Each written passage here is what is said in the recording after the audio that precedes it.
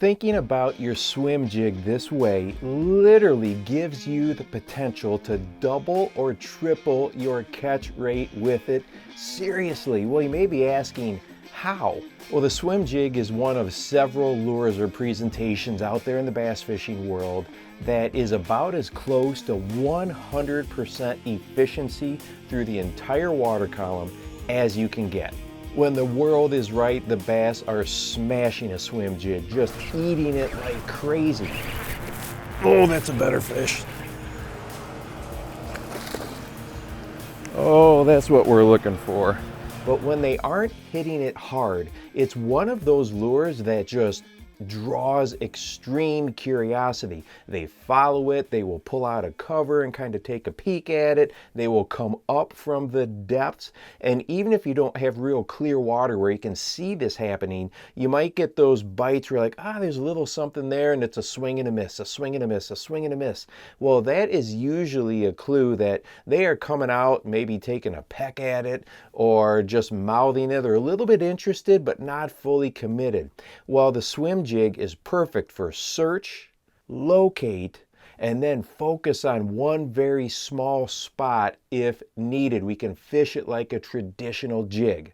This week was a perfect example of that. I could catch all the 1-pound fish I wanted to swimming the lure, but all of the better fish weren't aggressively taking it as it was moving horizontally through the water column, but they revealed themselves. So instead of putting down one rod and picking up another one, because I was using a swim jig, I would just immediately flip right back in there, let it hit the bottom, maybe let it sit, twitch it, drag it just a tiny bit, and each time those better fish just annihilated that thing when it was on the bottom.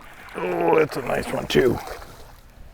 Swing them in here. Oh, well, it's 3 nice fish in a row. So it's a perfect combination of covering water and then making a very fast adjustment if needed. And of course, I could pick up other lures, wacky rigs, or whatever if I wanted to really focus on that spot. But if I don't have to put a rod down and pick up another one and get that fish while it's interested that fast, that's a huge plus for us as anglers. So how do we know when the conditions are right for a swim jig or to make this happen where you can really double up or triple up your catch rate? Well, here is what I personally look for, and then you can apply it to your home waters. Number one, I love to fish a swim jig around vegetation. By no means is it a necessity, but when I've got the green stuff, a swim jig is always something that I'm probably going to keep at the ready. It works really well at coming over the tops of small clumps of vegetation, and it works through sparse, taller vegetation extremely well. The other thing that I kind of keep an eye out for, if I see a lot of bait fish, whether those are shad or panfish, about that same size as a swim jig, when that forage physically is about that same length, that really gets me excited for the possibility of what that swim jig can do.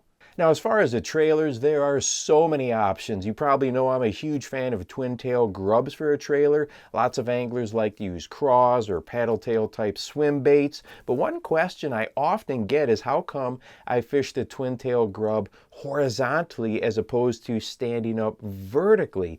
And the reason being is I feel with that horizontal presentation, as those tails move through the water column, they resist the water a little better and I can fish it slower. And I mix up my retrieves between a very slow pulsing retrieve, which is why I like that twin tail sitting horizontally, or I will throw in the Alabama shake as well, and I just keep varying that until the bass tell me what it is that's going to draw them out or what they're going to actually hit. Now, as far as the line, if I have a little bit of color in the water, I go straight braid. Now, me personally, in the clear water, I like to go braid to a leader, but I know there's lots of you out there that will fish straight braid even in that super clear water, so whatever you're confident with, that's what I would use. And hey, if you want to watch a video that talks about how to use a wacky rig just a little bit differently with a different lure, go ahead and check this one out right here. And make sure that you go out and encourage someone today. You never know how you might just change their life. For the Bass Fishing Life, I'm your host, Steve Rogers.